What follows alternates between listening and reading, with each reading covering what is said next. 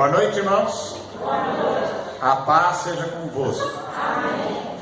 Graças a Deus. Abra sua Bíblia na primeira epístola de Pedro. 1 Pedro, capítulo 1, versículo 13.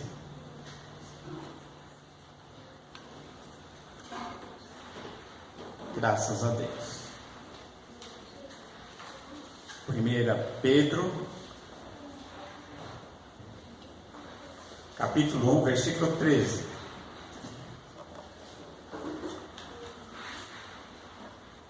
A palavra de Deus diz assim: portanto, cingindo os lombos do vosso entendimento, sede sóbrios e esperai inteiramente na graça que se vos ofereceu na revelação de Jesus Cristo.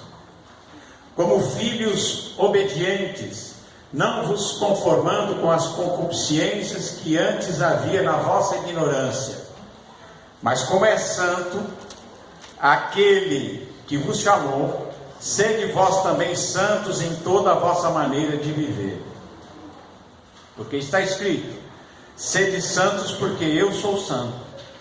E se invocais por Pai aquele que sem acepção de pessoas julga segundo a obra de cada um, andai em temor durante o tempo da vossa peregrinação, sabendo que não foi com coisas corruptíveis, como prata ou ouro, que fostes resgatados da vossa vã maneira de viver, que por tradição recebeste de vossos pais, mas com o precioso sangue de Cristo, como de um cordeiro imaculado e incontaminado, o qual, na verdade, em outro tempo foi conhecido, ainda antes da fundação do mundo, mas manifestado nesses últimos tempos por amor de vós. E por ele crede em Deus, que o ressuscitou dos mortos e lhe deu glória, para que a vossa fé e esperança estivessem em Deus. Amém? Graças a Deus. Senhor nosso Pai, nós te agradecemos, Senhor, fala conosco, nós te pedimos a tua bênção, a tua direção, em nome de Jesus. Amém. Essa palavra, ela diz assim: sede santos em toda a vossa maneira de viver. Santo, o que significa santo? Santo significa separado. Separado de quê? Separado do mal que há nesse mundo, separado das trevas, da escuridão que habitam este mundo, e da qual Deus nos trata como filhos da luz. E Ele diz que nós devemos realmente ser santos, e ser santo é isso, é ser separado. A palavra santo quer dizer isso, separado. Separado das trevas, do mal, do pecado, e realmente novos nascidos para Deus. Amém? Por isso que ele diz: porque Deus é santo, e se nós o chamamos de Pai, também temos que ser santos. E ele diz aqui que nós devemos começar essa santidade, essa separação do mal, do mundo, do pecado, ela começa no nosso pensamento, no nosso entendimento. Onde tudo começa é aqui dentro dos nossos pensamentos. Porque pensamentos despertam sentimentos e ações, palavras e atos. Tudo começa no nosso pensamento. E a palavra de Deus diz que a gente deve cingir os lombos do vosso entendimento. Nós devemos cingir os lombos do nosso entendimento e sermos sóbrios e esperarmos inteiramente na graça que se manifestou e que nos foi oferecida quando Jesus se revelou a nós. Na revelação de Jesus Cristo nos foi oferecida uma graça. O que é graça? É uma dádiva que a gente não merecia. não é verdade? Foi oferecida de graça, para nós de graça, para Deus muito caro, mas foi oferecida gratuitamente pela graça, foi oferecida através de Jesus Cristo. Quando Jesus se revelou este favor de Deus para nós. E ele disse que nós devemos ser sóbrios e esperar inteiramente neste favor, nesta graça e neste sacrifício que Jesus fez por nós, derramando o seu sangue naquela cruz para nos dar a vida eterna. Jesus, ele pagou por um preço, por um pecado que ele não cometeu, ele pagou pelos nossos pecados.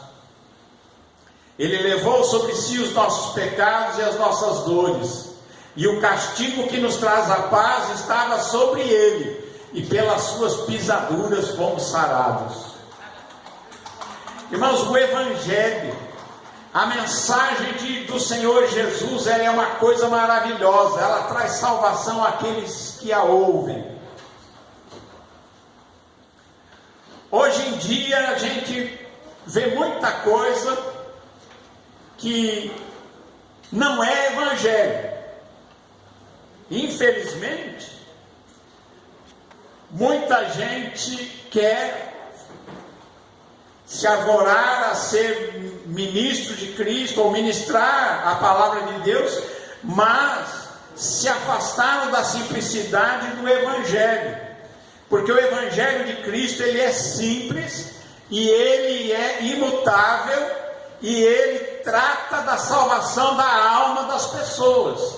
Nós vamos ser salvos pelo Evangelho, pela mensagem da palavra de Deus que nos foi dada, e pelo sacrifício de Jesus, e por esta mensagem do que se chama Evangelho, é boa notícia. E a boa notícia é que em Cristo Jesus nós somos resgatados da nossa velha maneira de viver, para agora vivermos em santidade diante de Deus, para vivermos uma vida que agrada a Deus, porque agora nós nascemos de novo, somos novas criaturas e devemos manifestar a presença de Cristo em nós, a esperança da glória. Amém? Então ele diz: sejam sóbrios, tome cuidado para que você sempre busque na palavra de Deus o alimento.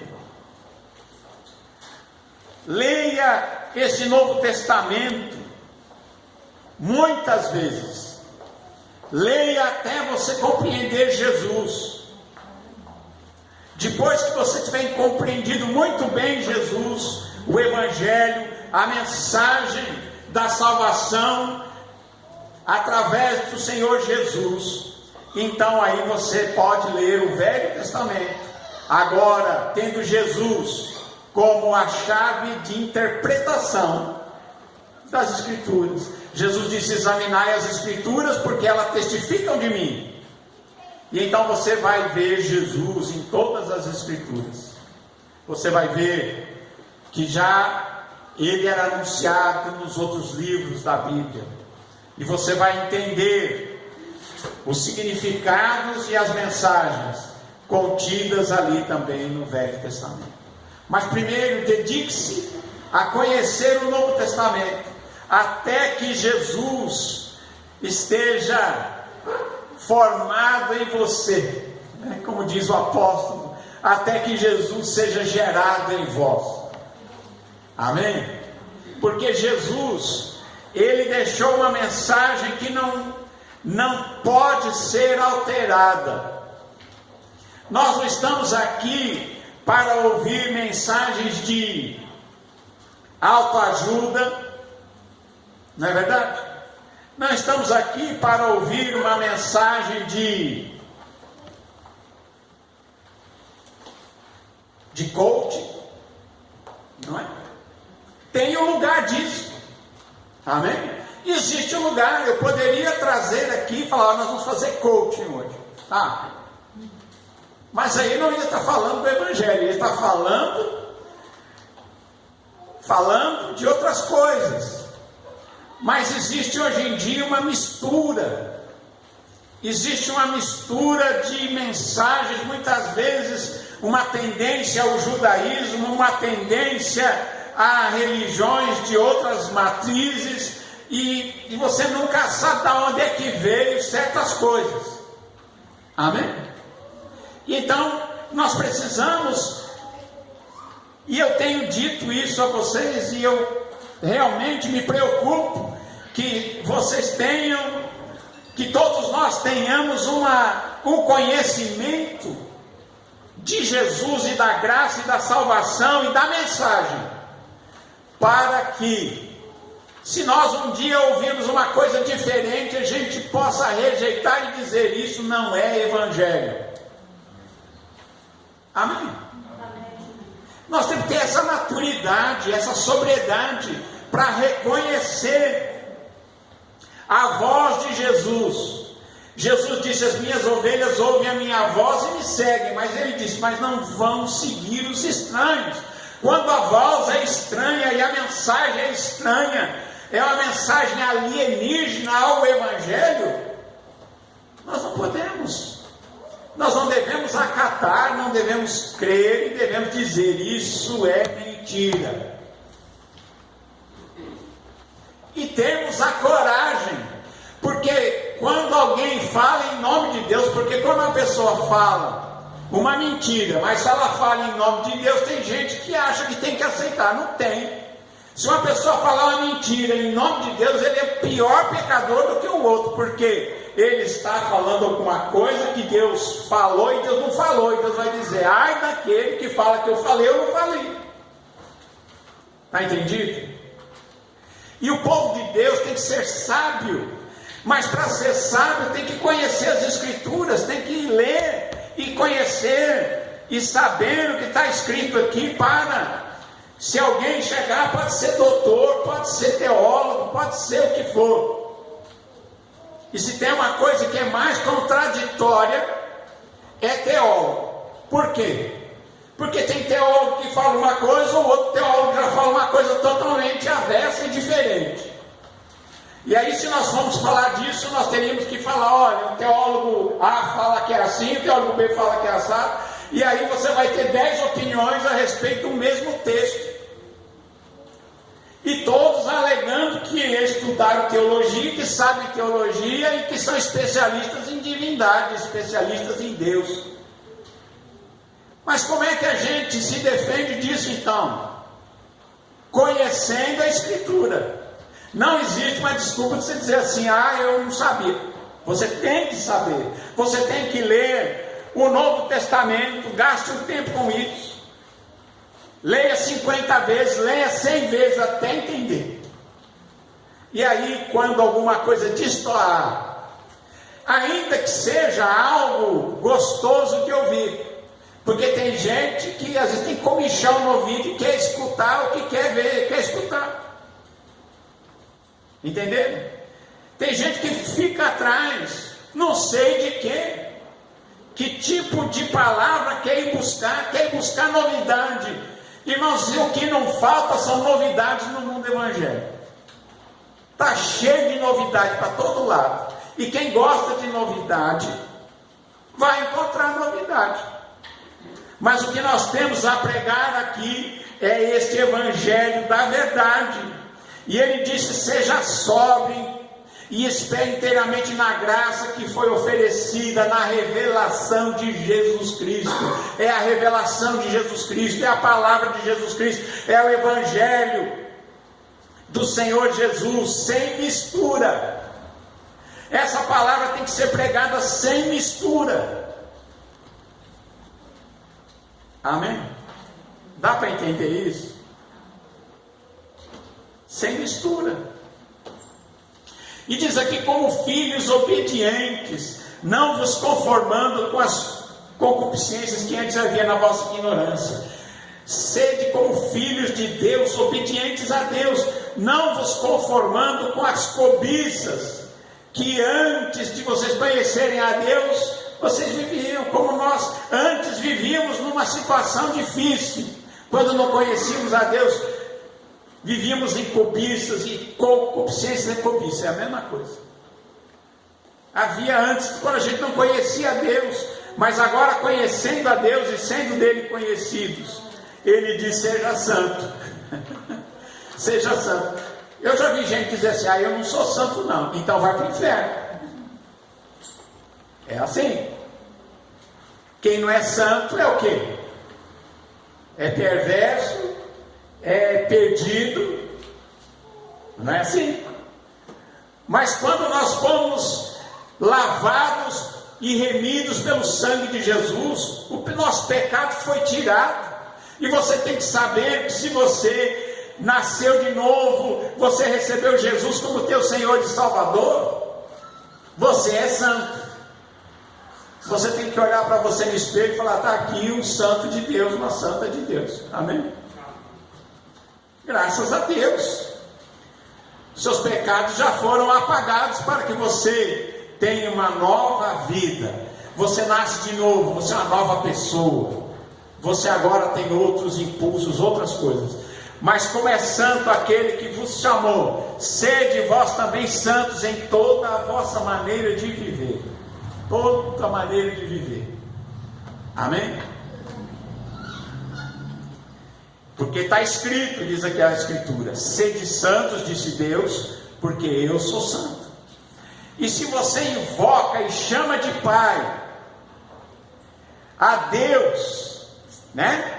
Aquele que não faz acepção de pessoas e julga cada um segundo a obra de cada um, então você deve andar em temor durante o tempo da sua vida.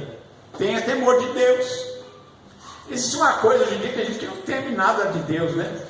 Quer viver do jeito que quer, faz o que quer, o que vem na cabeça, e depois se enrola todo, né? Depois colhe, porque todo mundo colhe o que planta. É ou não é? Mas tem gente que quer viver do jeito que quer, age do jeito que pensa, e não pensa em Deus, não pensa em nada, e aí se arrebenta tudo, né?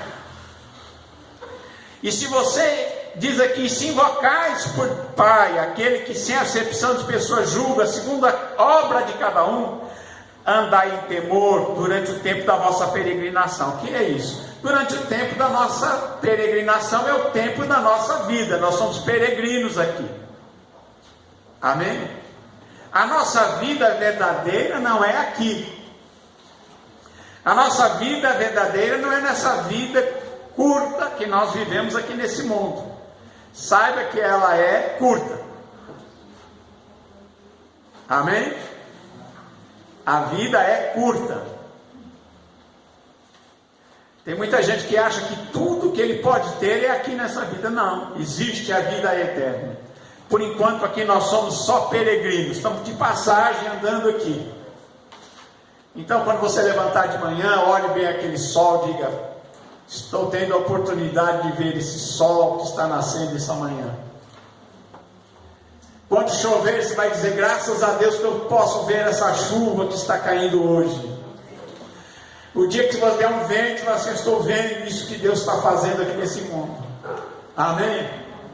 Então, você vai ser agradecido pela dádiva da vida.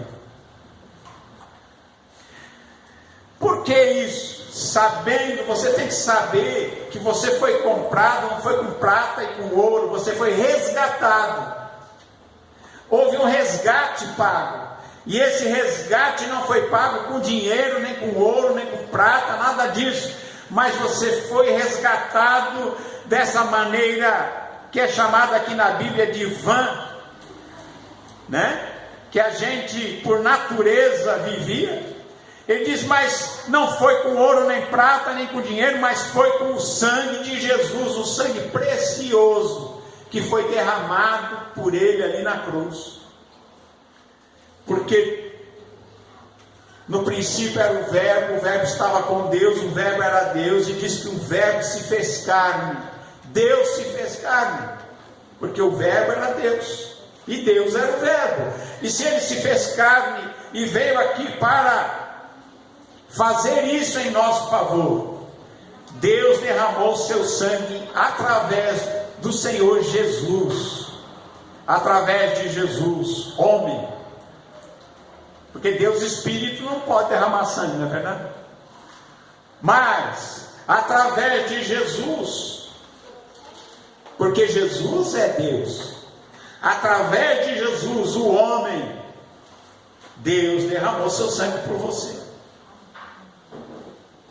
Jesus Cristo, o homem, o Filho de Deus.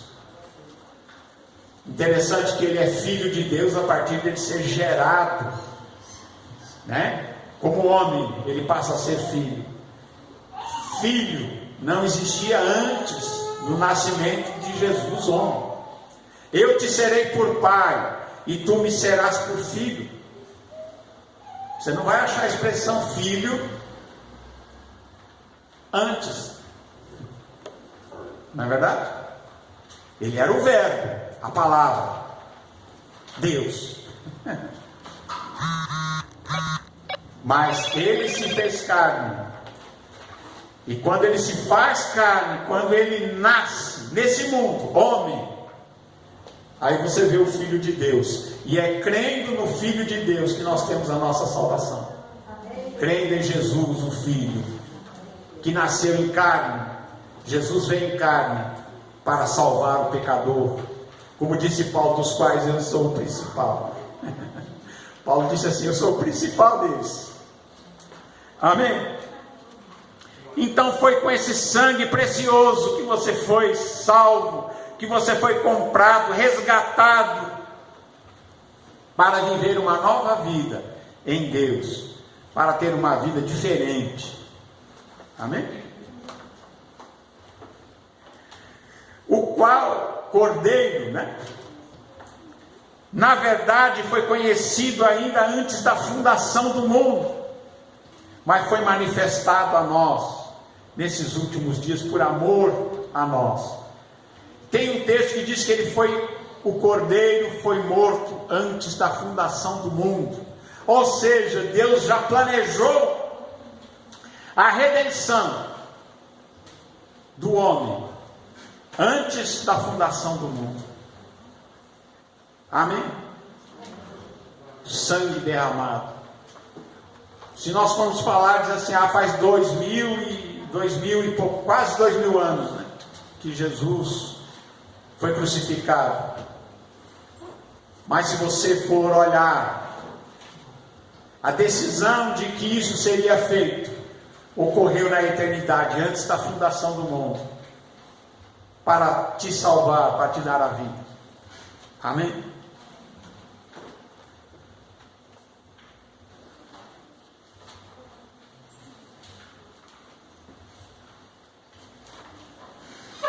Por Ele, por Jesus, nós cremos em Deus que ressuscitou a Jesus dos mortos e lhe deu glória para que a vossa fé e esperança estivessem em Deus. A nossa fé e a nossa esperança está em Deus.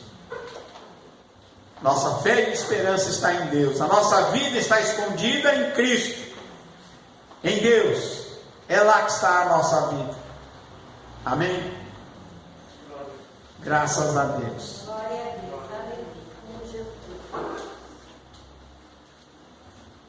Purificando as vossas almas na obediência à verdade. Irmãos, aqui nós voltamos àquilo que eu estava falando. E conhecereis a verdade vos libertará. Amém?